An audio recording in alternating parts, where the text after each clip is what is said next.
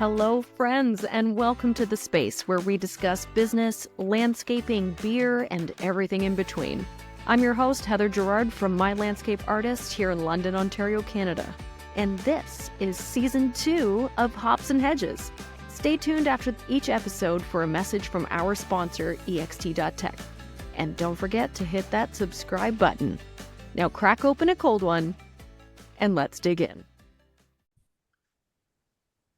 There we go. With me on the show is Jason Taylor from Predictive Index. Jason, thank you. Predictive Success. Oh my gosh. It's Predictive Success. The tool is the Predictive Index, right? That's right. Course. That's right. Yeah. What a way to start. I totally messed it up right at the very beginning. Well, now everyone is going to remember. They're going to remember. We're on it now. Remember now. It's Predictive Success. Yeah. Oh, that's awesome. So Jason, welcome so much to the show. It's always a pleasure chatting with you. So I'm excited to do this with you.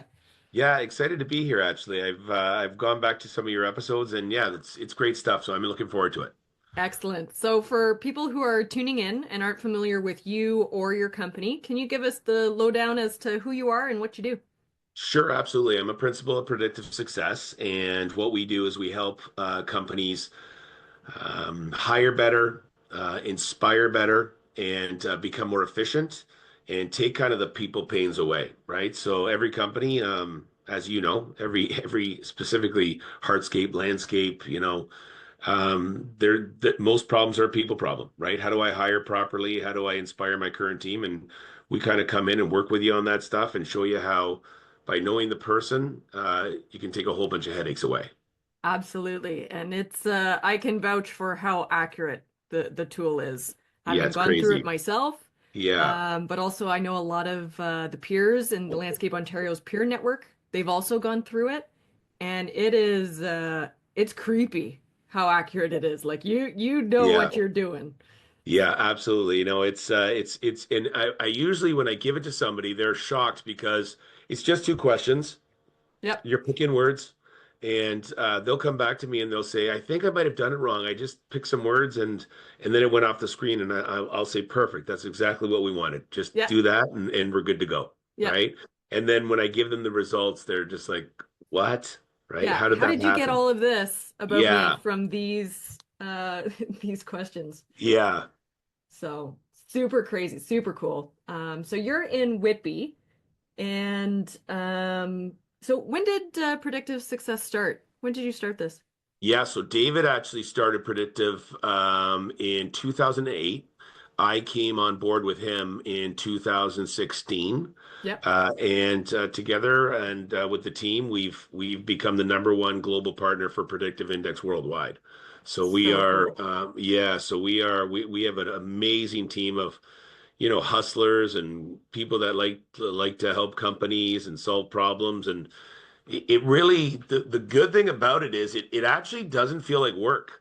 Right. So, and that's, we actually advocate that when it doesn't feel like work, you actually put your all into it because it doesn't feel like your work. We call it actually better work, better world. Right. Yep. And you get to, there's a better chance of being in that state of flow, right? Yeah. When you love what you do, you're good at it, and people are willing to pay for it, right? It's those three things put together. It's a really great place to be. So yeah, it's funny you say that because, we've all had those jobs where, you're looking at your watch every 2 seconds, right? Mm-hmm. And it's painful to be living a life like that and just not knowing, what is my place or where should I be? And we preach that just as people have behaviors, so do roles have behaviors as well. So when you can actually combine the two and say, hey, here's the person's behaviors, here's the role behaviors, and overlay that, all of a sudden you create better work, better world, right? And it doesn't, again, that person's in the right place, in the right chair, and able to thrive. Right person, right place. Yes. You might have the right person, but if they're in the wrong place within your business, chaos ensues. Nothing's working, right? Yeah.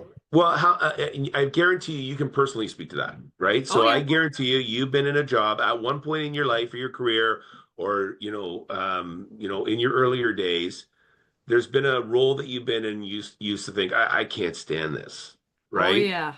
And it doesn't last, right? It doesn't No, last. Because no. and that's when companies have high turnover. That's when companies are just like, why isn't everybody on the same page? Because the owner of the company, the owner of the landscape company loves what he or she does, right? Yeah. They love it. So to them, they're thinking, Who wouldn't want to why work here?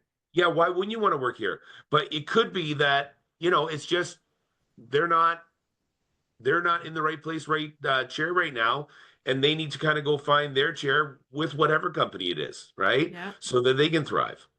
absolutely. Oh man, it's there's a whole bunch of rabbit holes I feel like you and I could go down with that Oh one. yeah. Oh I yeah. remember the one that comes to mind is I worked at a call center doing Yeah. surveys, and Yeah. we were calling Americans, asking Yeah. them about what products they use. They could tell my Canadian accent right away. I was calling Yeah. them at supper time. Like none of this is in my Yeah. control, right? Yeah. But I Yeah. remember my very last day of working there because I put on my headset and I heard the Yeah. dial tone ring, and I hung up the phone and I took off my headset and I went to my boss and I said, "You know what? I think I'm going to leave." And he's like, Just "Oh, like are you that. not feeling good?" And I'm like, "No, like I have to go." "Oh, Yeah. are you giving your 2 weeks notice?" "No, I'm leaving now." Really, And you just couldn't take yep, it. yep, Yeah. I You was hated it that much. and I had no plan B. It was a really scary thing because, I was living on my own, I had rent, and I just Yeah. walked out of the job because I could not do it one more time. I just couldn't. Yeah. But good for you. Isn't it amazing that you had the courage to do that, right? Because some people Oof. stay in that role over and over and over, and it keeps on prolonging. And life's short. Like we all Yeah, deserve to do what we love. And right. if you don't do what you love, you need to find what you love, right? Mm-hmm. And then when you find that, again, it's a short life, right? Hopefully nowadays it goes on and on and on and on and on, right? But Yeah. right now we kind of know, what it looks like. So enjoy it and do whatever you need to do to enjoy that life. Yeah, there's so many times that I say, if you don't feel like you've got fire in you, I assure Mm, you, you do. You just haven't found what stokes that fire yet, right? exactly. And Yeah. I really feel for people who haven't found something that, lights them up, that's something that really excites them and they get Yeah. excited about, and they can't wait to Yeah. do it or share it or learn about it or teach it, Yeah. you know? Yeah. And Um, it's funny you say that because I have two boys in there. They're just one just finished university. He's got his first big boy job, and the other one's in his wow. last semester of university. And I tell them the exact same thing. I say, listen, find what you love, and the money will come, right? Because when you're passionate about something and you like what you're doing and or you love what you're doing, it just kind of happens, and you give off an energy, and you become very good at it because Right. when you love something, it's not like it's a struggle to actually go deep into that, that funnel and become really good at it. And people realize you're really good at it because you love it so much, and that's where the money comes. You get offers in other companies, you get, people looking at you and whatnot, and you never have to tell somebody you're good at something because they know, right? They Like I know. often say, Wayne Gretzky never once had to tell anybody he was a good hockey player, not Right. once, right? Because he loved what he did. He loved Mm-hmm. the game of hockey, right? Yeah. So it just oozed out of him, and the numbers speak for itself, right? Mm-hmm. Yeah, Wow. cool stuff. Man, we've got so much that we're going to talk about, but I Sure. want to know before we get into it, what are you drinking? I'm drinking a Guinness right now. So I am a big Guinness lover. Nice. I'll take a sip right now, actually. I'm going to open mine. Probably can't even hear the because Yeah, this microphone. yeah, it sounded like it though. When you did it, you should have timed that when you did it. Yeah, Yeah. exactly, right? We'll see if in post-production if the Yeah, noise gets canceled and people are like, "What is she doing to the microphone?"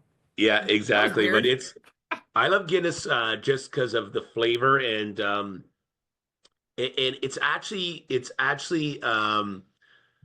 there's so many misconceptions about it. So people will say it's a heavy beer. It's a light beer. Okay. It's only 4% 4.5% alcohol. Hmm. It's less calories than most beers. Really? Yep. That's It's surprising. Yeah, because it's brewed with nitrogen, and I've got a little bit of a tell here. Is I used to sell Guinness, right? So I know a lot Okay. about it, right? Awesome. Learn So me yeah, something. yeah, exactly. So because it's not carbonated with CO2, it's carbonated with nitrogen. You can't really get. So people will say, "Oh, it feels like a full meal after I have a Guinness."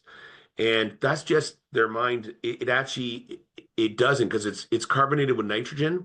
So because of that, you actually don't get that bloated feeling off Guinness. So when you see one of those old Irish guys sitting at the bar and they've had like 6 or 7 of them, and you think, how can he do that? Yeah. It's actually easier to have 6 or 7 Guinness than 6 or 7, Stellas or Heinekens or whatever, right? It's easier because it's just the way it's carbonated, right? So Okay. yeah, I love that's my flavor beer that I love. Yep. My quenching beer is just a mainstream beer. I love Miller Lite as my cut the lawn, and you need a hot beer. Sorry, a A cold hot beer and a beer. yeah, you need a cold beer on a hot day. That's Miller Lite for me. Yeah. What about Yep. you? What's your favorite? Ooh, my favorite is I gotta say it's Voodoo Ranger still, Oh, and I nice. we can't find it here in Canada anymore. Not just because of the political landscape, like well before Yeah. all this tariff crap came in. Yeah. I think Voodoo pulled out of Canada, and Really? I'm like, no, And that ah! would cost you a fortune to get it delivered, right? I haven't even looked into it. They broke Yeah. my There's heart. a They broke up with me, and I'm still a little sore about it. yeah, exactly. You got memories. And do you like any sours? Do you know what? There was one that I found because I bought it by accident, and Yeah. I wish I took a picture of it. But it was a Japanese sour Okay. beer. It was a black can, and it looked like it might even be called Samurai, maybe. I don't know. It looked cool, and I got it just Yeah. on the can Yeah. appearance, right? Didn't Yeah. realize it was a sour, and it was actually pretty good, but usually I don't. Yeah, I like sours.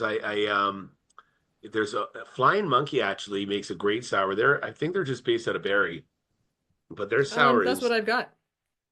I've Oh got yeah, Flying that's Monkeys Flying right Monkey. here. Yeah, Yep, and so Flying Barry. Monkey. Yeah, yeah. So they actually they have an awesome sour, like next level sour. It's actually really really good, and they're in a couple restaurants up that way. Hmm. And yeah, it's if you ever want to give sour another try, it's a good one to try.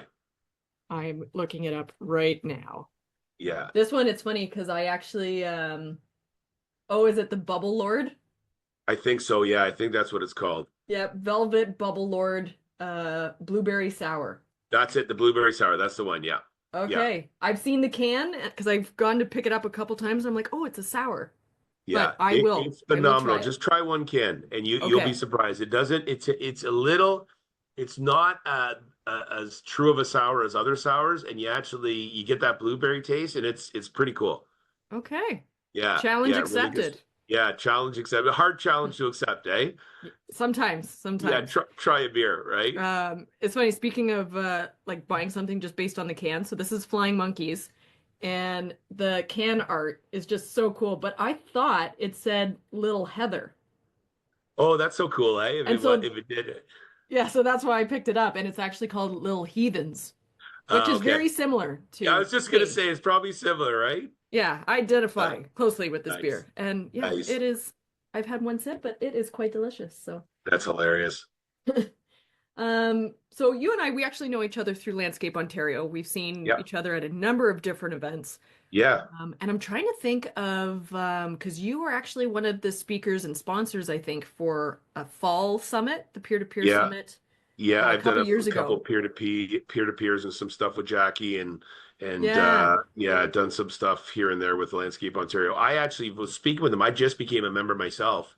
yeah. And yeah, it's an excellent community for landscape hardscape people in that genre to actually get together and share advice and share ideas. Hmm. And the other thing I love about it is people are willing to share advice and ideas.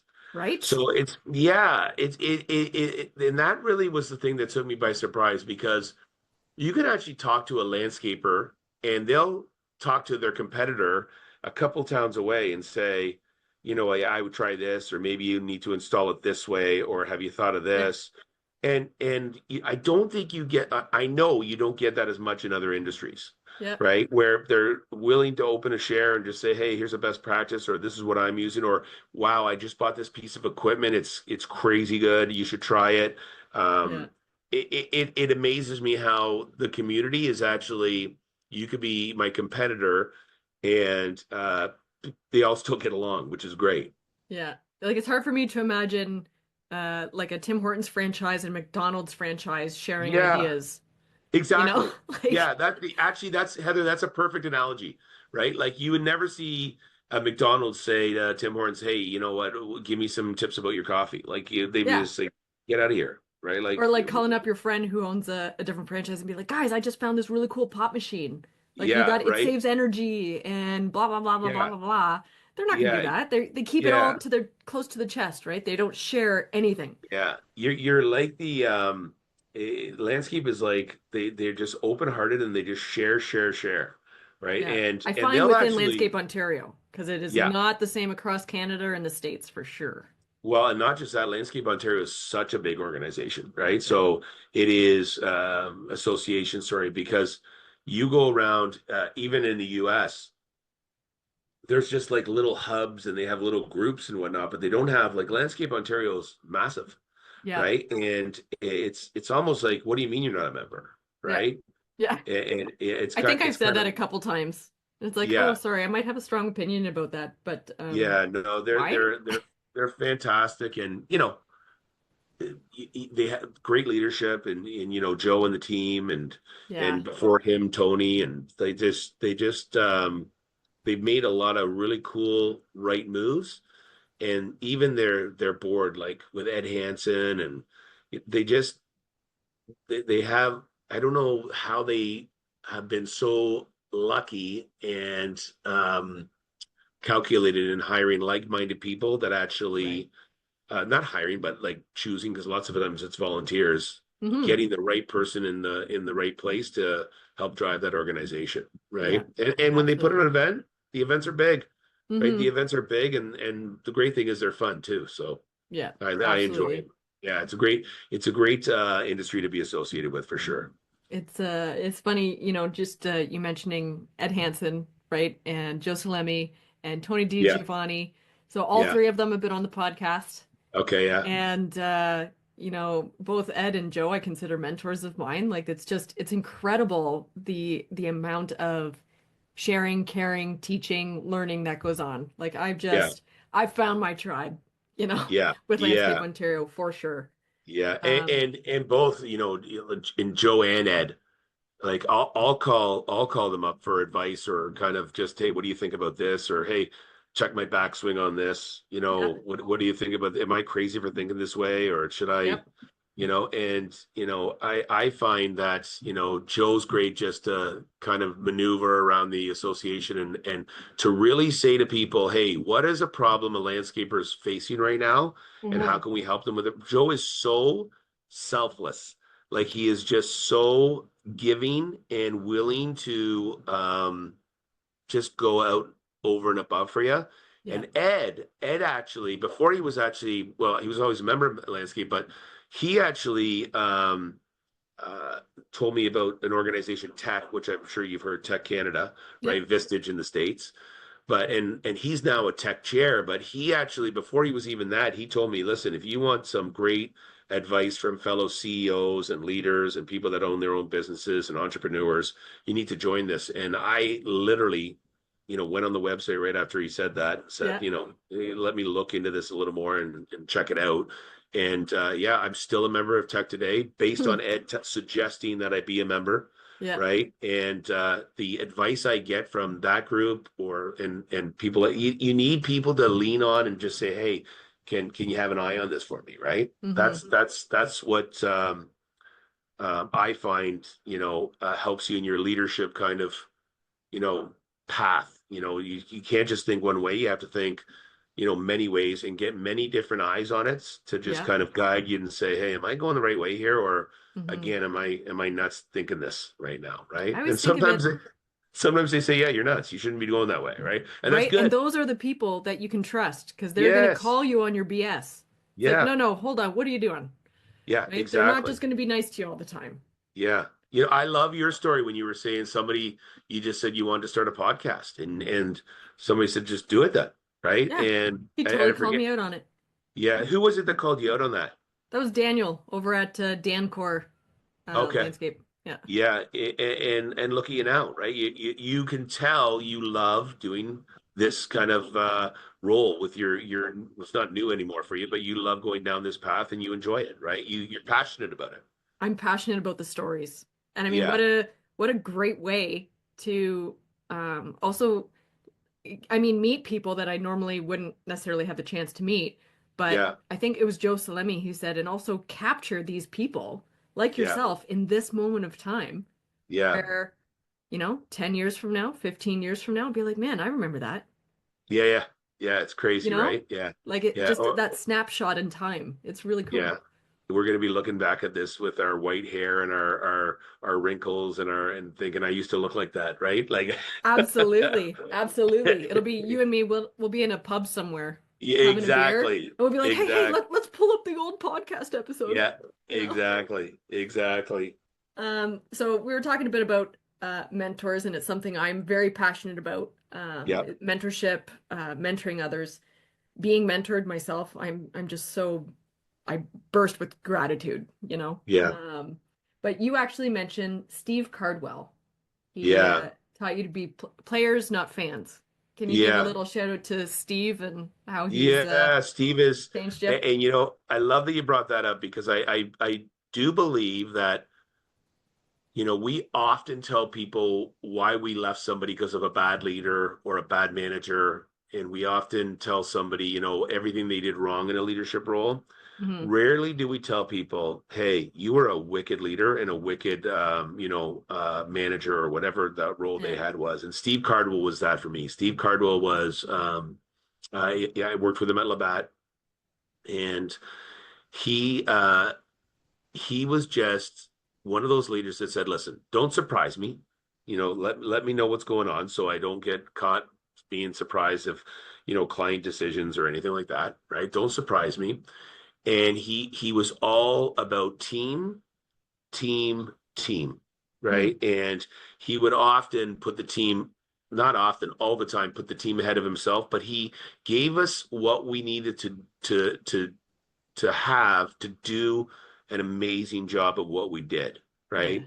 And he was there to guide us. And when I say player versus fan, I distinctly remember something, and the reason I that always resonated with me was this.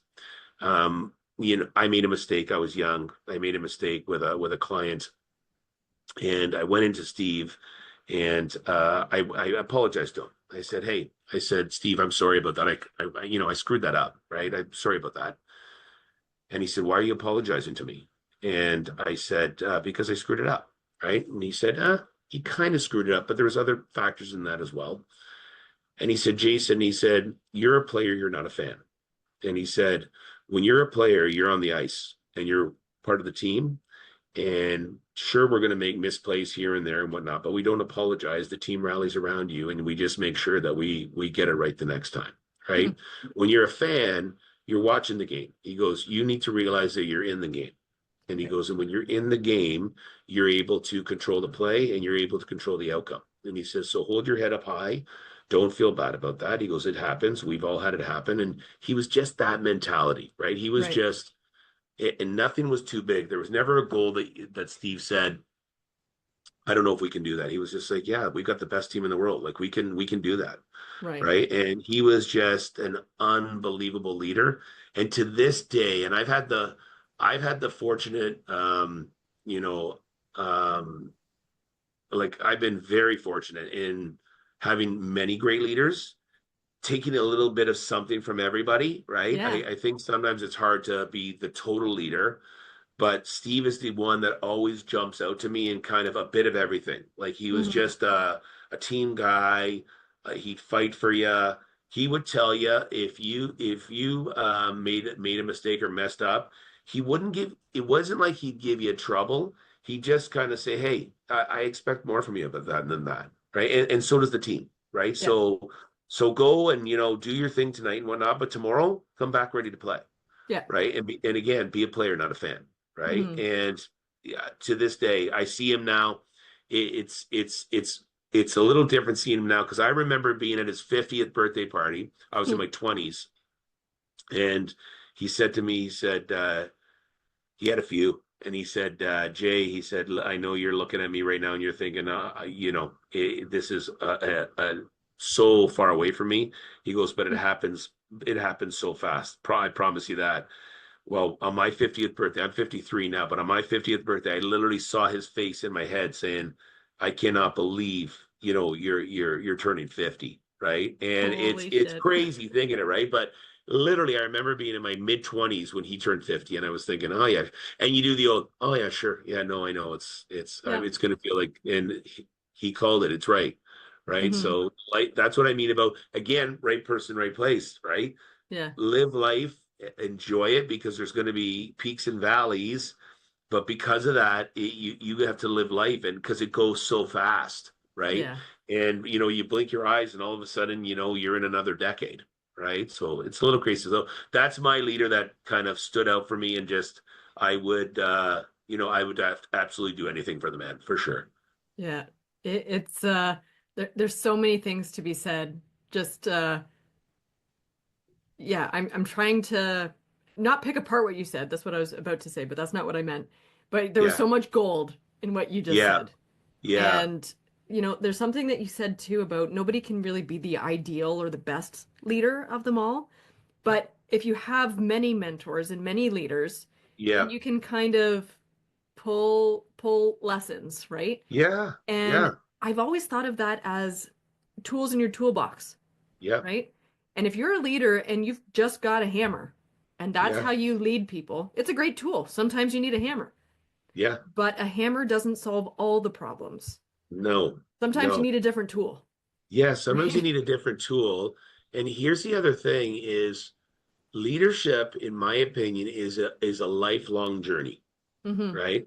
And there's sometimes, you learn lessons throughout your career and your life that you think, I'll never do that again, or wow, that works. And there's sometimes you think, oh, I handled that situation so wrong, right? But hopefully, as we, continue that journey and get towards, the later part of that journey, we become pretty good at what we do, still making mistakes, Yeah. along the way. But as long as you learn from your mistakes and you're self-aware, and I do a lot with self-awareness in my role, on Hmm. on what is true self-awareness, right? Because a lot of people don't understand what true self-awareness A is. lot of people don't even think about it. They Oh my don't, gosh, right? if more people could just, if you are listening right now and you are not familiar with the term self-awareness, please look it up.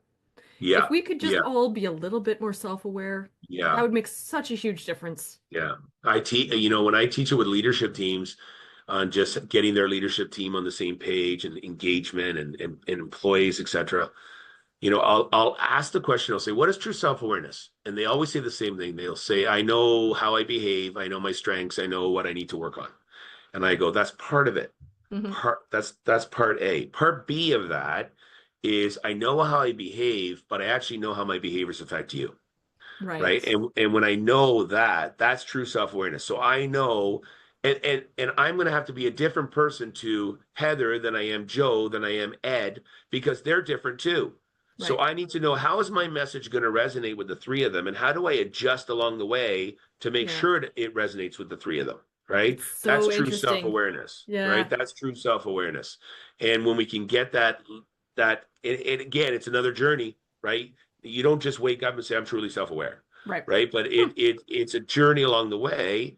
And if you can just kind of tweak things along the way and think, I don't think I handled that well, I'm going to adjust next time, Yep. we get to a better place, right? We Yeah. get to a better place. It's so interesting how you say that about what true awareness is, about how what you do and what you say and how you say and do things affects other people. And Yeah. it's just occurring to me in this moment that so I also do theater, right? So I'm Yeah. an actor, been an actor for oh gosh, more than 25 years now. Yeah. Um, but in script analysis, when we are analyzing our character and our arc, we actually go through the whole script and you determine what are the truths, like the facts that the playwright has written, Yeah. right? So if Yeah. a character says, "Oh, wow, your hair is really red," well, that person's hair is red. That is a Yeah. fact, right? Yeah. But then there's also this thing where you're going through and what does the character believe about themselves to Hmm. be true? But Yeah. then what do the other characters believe to be true about you? That's right. And Yeah. that's, oh my gosh, all these Yeah. things that I've learned as an actor Yeah. actually, come into real life. Yeah. Who would have thunk it? Who would have thunk it? Yeah. And that light bulb Exactly. And didn't go off for me. And I've been doing this for 25 years until you said it like that. And it's it's just like, so oh, true, right? bam. Yeah, it's amazing when we actually just kind of dial it back a bit and just think, you know what? I like I know I come across strong this way, so I need to adjust based on who I'm speaking to. Or I need to dial it up based on who I'm speaking to, Hmm. right? And isn't it funny? You manage everybody a different way. You manage your family a different way, your kids a different way, your clients a different way, right? We Yeah. have to be and when you talk about acting, I often say to people when they're talking about self-awareness and adjusting our message, they'll say, well, then it sounds scripted. And I'll always say to them, I'll say, not really. And they'll go, well, what do you mean? I'll say, well, Tom Cruise isn't a Top Gun pilot, right? And Hmm. they'll say, yeah. And I'll say, so that's scripted, but it comes across as a story or it comes across in a very authentic way because he's adjusted based on who he needs to be at that time. Right. Right. So that's what I mean. Just adjusting in the moment that you're in and actually being able to deliver the message properly based on who you're speaking with. That's so cool. And Yeah, it's it's fun interesting stuff. too, because this whole thing with personality and understanding how you come across to others, right? It ties right into the tool that you have, the predictive index. And Yeah. before I did the test, I didn't know all the different character types. How many are there? Or There's personality types? 17. There's 17 different 17. profiles. Yeah. And those 17 profiles fall in four buckets. So Okay. there's an analytical bucket, there's a stabilizing bucket, there's a social bucket, and there's a persistent bucket. Hmm. And when I'm working with companies, they'll say to me, well, is it important to have people from different buckets on my team? And I say it helps, right? Because the way somebody else looks at something may be different than the way I look at something. And Right. that way we make better decisions, right? Differences is a strength, not It's a a strength. weakness. Exactly. It's a strength. Ah! Because if I and when I work with companies, specifically landscape, sometimes we hire like attracts like, Yep. right? And sometimes you don't want that. Sometimes you need to say, hey, this is who I am, but the role that I'm hiring for is totally different than who I am, Yep. right? So if I'm hiring a four-person as opposed to a crew member, right? Those are two different roles, Yep. right? And those roles will be two different profiles for sure. If I'm looking at a four-person, I'm looking for, somebody who's independent, has a strong sense of urgency, needs to move quickly, Takes initiative. takes initiative. If I'm looking at a crew member, I'm looking for somebody who's more collaborative, who's task orientated, who has a little more patience based on having the so perfect example. If I'm a four-person, I'm going to say, hey, here's the job, here's the site we're on today, here's how it's going to go, you're doing this, you're doing this, you're doing this, here's what we're starting first, you're cleaning up this over here, etc., etc. If I'm a crew member, okay, hey, Heather, you're on interlock today, right? So Mhm. I need you to be a different person. I need you to be patient. I need you to be steady. I need you to actually make your cuts properly, etc., etc., etc. Yeah. Right? So again, right person, right role. And so many times we have that just constant churn of turnover, which costs companies thousands Oh yeah. upon thousands of dollars. They don't understand the price of turnover, right? Unfortunately. And it actually, well, Heather, in my opinion, I I'll put it to you this way. When they look at their financial statements and their P&Ls, a Hmm. landscape owner, entrepreneur, they see all the hard black and white lines. They Yep. see cost of goods, equipment, lease, payroll, insurance. They see all that stuff. It Yep. jumps out of the page at them. It's printed right there. What they don't see turnover. They don't see retention. They don't see efficiency. They don't see productivity. Yeah. They don't see engagement. They don't see culture. But those lines are the ones that actually make your money, Right. right? And if I, well, the way the formula works is simple. If I improve my turnover, if I decrease my turnover and improve my retention and inspire my current team, Right. those three things together equal efficiency. Efficiency is going to drive productivity. Productivity fuels engagement. Now I have an engaged team, which is Yeah. going to drive my culture. And guess what? Culture has a direct line to my bottom line. Yeah. And it's not a, it's not a fluke or something lucky that happens. That companies with great culture, they make more money than companies that don't have great culture. They work Right. hard at it, right? Hmm. Or why do it? If we're not going to get anything from it, and we're not going to increase people's joy in working and whatnot, and increase our culture and increase our overall experience and our money and our finances, why does every company in the world strive to create better culture? Right. Right? That's Or we that's certainly why. hope they do. Exactly. And if they don't, get out. Get If out. you're in a company and they're not striving to improve the culture, or their culture isn't something they necessarily take pride in, Yeah. red flag. Yeah, get out, Yeah. right? So it's yeah, it is imperative that that is one of the top priorities for their company, because if they care about that, they're going to care about you Right. Yeah. for sure. For sure. Um, and so with Predictive Index, for people who aren't familiar with the tool, it is extraordinary. And, something that you always say too is most problems are people problems.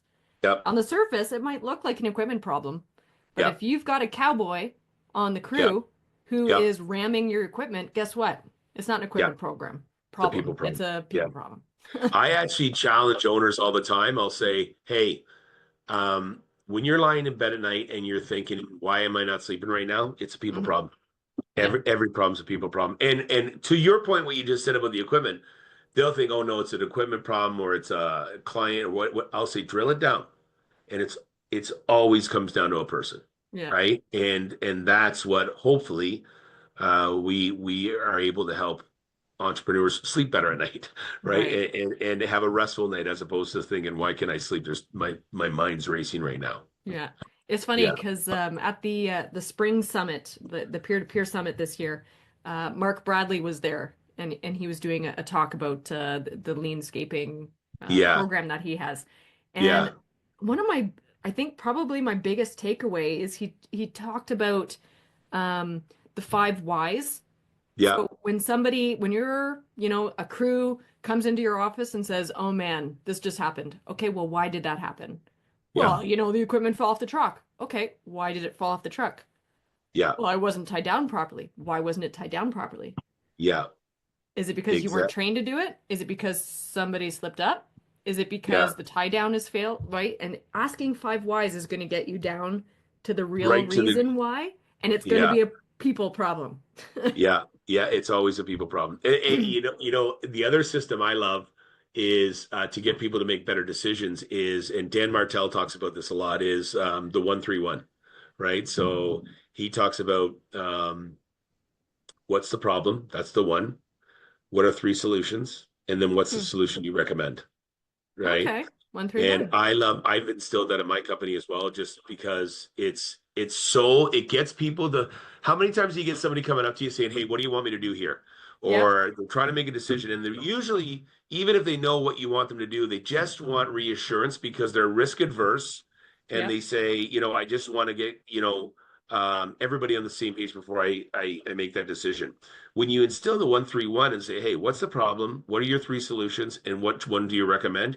You'd be amazed at how many times that one that they recommend is the one that everybody wants to go with, or the one that you should go with.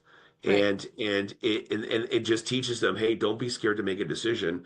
You make good decisions. Just Yeah. now you got to free them up to make those decisions, right? Yeah. And sometimes we have employees who really need permission to make that decision, right? We Yeah. need to empower our staff to Yeah. make those decisions.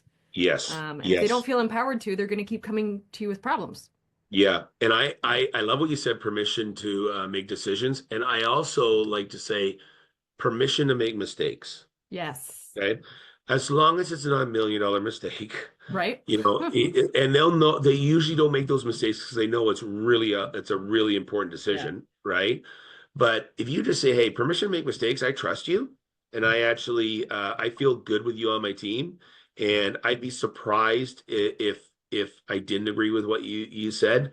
And if you give that kind of feeling to the people that you work with, all of a sudden they say, okay, this is pretty cool, right? And it frees them up to make mistakes.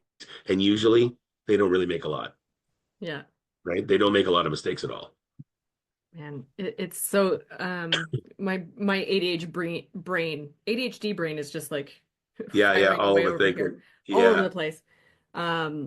But something so talking about coming to you with solutions, not problems. I really like that. The three or one three yeah. one. 131. What's the one problem? What's three solutions? And what's the one solution that you propose Yeah, or recommend? yeah. And my favorite boss or manager leader was actually the last boss manager leader I ever had because then I started my own business, right? Really? Yeah, yeah. And so I'm so glad that my last time as an employee, my boss was incredible. And Really? he that was something he really instilled in the teams that Yeah, he always said, come to me with solutions to the problem. yeah, Because you're going to come to me that you broke something. Okay, yeah, things break, yeah, right? But now what? Now yeah. what? Because, What were the top three things you loved about him? oh, geez. Like, what did you say Huh. if I had to say what are the top three things you loved about that leader? What would you say? So he actually recommended the book to me, Leaders Eat Last. I Okay, think that's the love that Simon book. Sinek Yep, book. Yeah. yep, And it's interesting because we would do these lunch meetings once a yep, week, upper yep. management, and he always packed his lunch.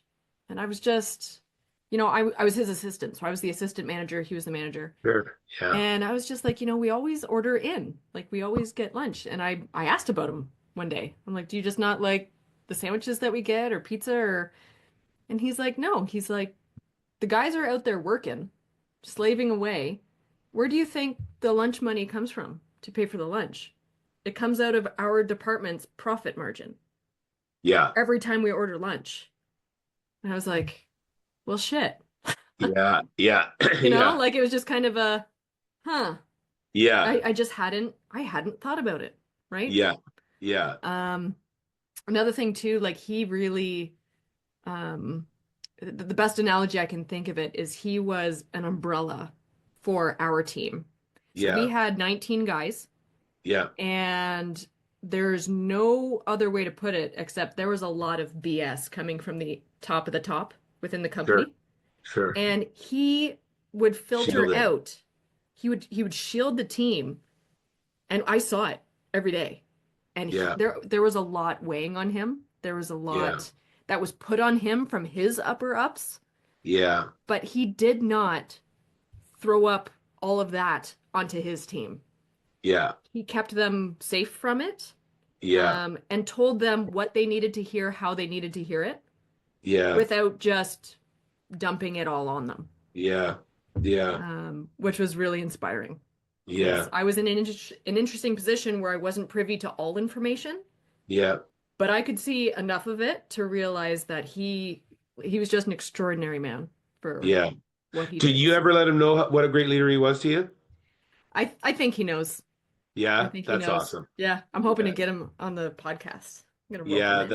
that's awesome because again, sometimes I think great leadership should be rewarded, Yeah. right? And rewarded, what I mean is just a thank you. And thank yous are free, right? Yeah. Thank yous are free. They cost nothing, right? Something you And said earlier too, it's so much easier to tell a guy, man, well, I quit working for you because you're a dick. yeah, But yet yeah, it takes more guts to yeah, go up to someone and be like, you know what? The you were lessons that awesome. you gave me has Yeah, changed my life. yeah, I just wanted yeah. you to know that. People remember great leaders and they remember terrible leaders, Yeah. right? And we preach there's four factors of engagement with work and with your career. There's four factors of engagement. The same four factors of engagement are the exact same factors of disengagement, right? Right. So first factor that people look at is right person, right role, like right chair. Are they Yep. are they in the right chair? Second, and this is what we're talking about, is who's leading the team, who's the manager of the team, and who's leading the team. People leave organizations because of terrible managers. So Hmm. right person, right role, who's leading the team. Third is what team am I on in the organization, and fourth is culture of the organization. What does the whole organization stand for? Right? Are they do our values align with what where we're going? Right? Right. It's funny because people always say pay. People always say, "Oh, I left because of pay." There, pay is way down on the scale. Yeah. Way down on the scale. Yeah. If you love what you're doing, you'll do it for a long time. And if you really love what you're doing, again, what I said earlier, the money will find you. The money Yeah. will find you. Yeah. Hmm. Interesting how that tends to happen. Yeah. Right. Yeah. So it's interesting too, because so your mentor's Steve, and Yeah. this leader I'm talking about is also Steve. Oh, So is he? Yeah, Steve's a it's a good great name name. today. It's a Yeah. great name today. Yeah. Yeah. Yeah. This episode is Phenomenal. brought to you in part by the letter S for Yeah. Steve. Exactly. Great leader, Steve. Yeah. No, Great leader, fantastic. Steve. Yeah. So we're just about out of time, but I did want to pick your brain a little bit more Sure. about the predictive index tool because it Sure. really Yeah. is awesome. Yeah. Thank you. And so like before I went into it, and I'm not going to remember all 17 of the Yeah. personalities, there's no way. But Yeah. I went into it kind of assuming that I was either a connector or an adapter. I think, Yep. are those two of them? Yep. Yep. It's a Yeah. collaborator adapter. Yep. Okay, collaborator, adapter. I thought those were Yep. the two that I'm like, oh, for sure. Like Yeah. I Yeah. connect people. This is what I do. Yeah. Yeah. And I am a professional pivoter Are because, you? oh, life has thrown many a curveball. Okay. So I don't, when it comes to stressful situations or change, I'm like, oh, okay, change is inevitable, right? So Yeah. change doesn't stress me out. Yeah. So I figured, oh, well, I'm adaptable, I'm resilient, so I'm either a collaborator or an adapter. Yeah. And then I went through it and I'm a maverick. You're a maverick. It doesn't surprise me. So And I you was have like, high dominance, you're proactive, you're low patience, you connect quickly with people, and you like to right, be flexible, right? And yeah, that doesn't surprise me at all. It's a social profile, right? yeah, So you're in that social bucket, right? right, And your strengths, I always say your strengths are also your blind spots, right? right. So your flexibility is a huge strength of yours. It also is probably, hey, Heather, at times I need you to be a little more structured, a little more process driven, right? But Especially as an entrepreneur trying to run a business. yeah, right. But again, I often say, um, I always coach to the strength. I believe in realizing the blind spot, but I'd Yep, rather coach to the strength. It's so much easier to coach to a strength because they get it, they love doing it, and I'd rather double down on the strength than really work on the blind spot. right. Yeah. And it's so interesting because I still remember doing the assessment and then you complete, I think it was over Zoom where you walked me through it. It's like, Yeah. here's what a maverick is. Here's who Yeah. you are. Here's how people see you. And I Yeah. think I had only met you twice. And I was Yeah. like, Jason, how do you know me? It's Like so you see crazy. into I my know. soul. It's nuts. Yeah. People, Uh, I often tell people, I'll say before the call, I'll say, okay, we're going to start. I'm going to tell you a little bit more about yourself than your parents know. yeah, And they're always just like, their face sometimes because I've never met them. But when you know how to read a profile and you know what yeah, they're all about, I actually know who they are before I even get on the Zoom with them, right? I know right. who they are, what they're all about, and how they're gonna act, right? And it's a great thing for self-awareness because say you're a company and you know who all your people are in Yep, that company and you know who you are in that company. Now you can manage properly, lead better, and you can get everybody on the same page, yep. become more productive, more engaged, and drive your culture. And you can also see where the gaps are. If you know who you Absolutely. are and you know the personalities and the fit of your team, you can Yeah, see, oh, I don't have anybody in the social bucket, right? yeah, Or I don't have anybody in absolutely. the persistent bucket. Okay, Yeah, let's go on the hunt. Let's go get let's them. go. Let's go get them. Yeah, So, absolutely. Jason, which character profile are you? I am a persuader, so I'm in the social Okay. profile as well. I'm a high Yep. A. I'm a higher B. I love helping people grow and develop. I connect easily with people. I'm very impatient. I have a high sense of drive, high sense of urgency. I'm very proactive in what I do, and I have what they call a cutback D. So I'm flexible. I stay on that flexibility side. But if it's very important and you say, hey, Jason, hey, we can't screw this up. We've got to get this done properly. I'll make sure I follow it from start to end making sure all the I's are dotted and the T's are crossed along the way. Yeah. Yeah. Awesome. Yeah. Well, Jason, it has been an absolute pleasure talking to you Yeah, it's been on fun. the Thank show you. about your business, getting to know you a little bit better. But we are out of time, so we're gonna have to do this again. It But feels cheers like again 5 to you. minutes. I Cheers know. again to you How did too. we do like 45, 50 minutes already? But I cheers, know. Jason. I'm sure I will see you around. And yeah, we'll meet up at a pub sometime, and I'll get you a beer. Guinness on me. Awesome. Yeah, or vice versa. I'm always good at buying back. So when you buy, I'll buy back. I can do that for a long time, Jason. Yeah. Done deal. Okay, awesome. I will see you around. All right. Thanks, Heather. Cheers. Bye. That concludes this week's episode, hosted by me, Heather Gerard at My Landscape Artist. Now, before you go, here's some info about our sponsor, ext.tech.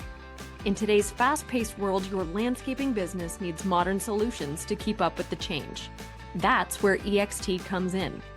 EXT is revolutionizing the way you manage projects and streamlines your landscaping, snow removal, and construction operations.